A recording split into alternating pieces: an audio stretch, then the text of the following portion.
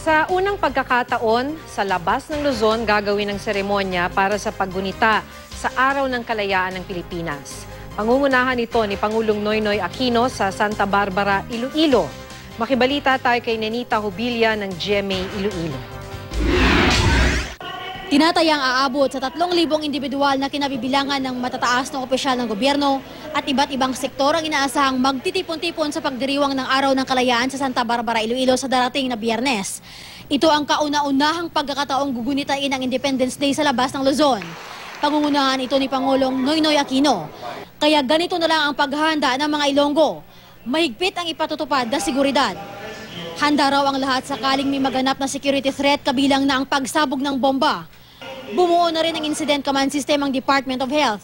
Dito nakasaad ang gagawin sakaling may mangyaring health emergencies. Kung may bombing or something, diin dapit ni sila butang ang mga injured, may collection area.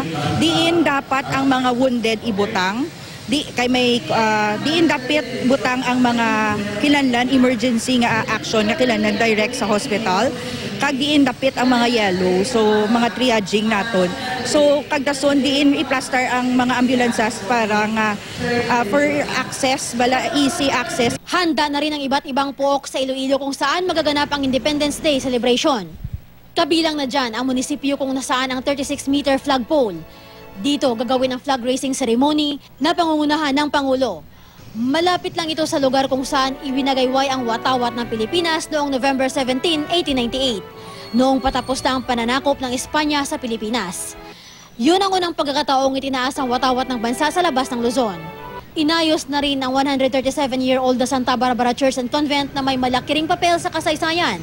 Nagsilbi itong headquarters at ospital ng mga revolusyonaryong Pilipino. Nenita Hubilla, Nagbabalita, Pilipinas.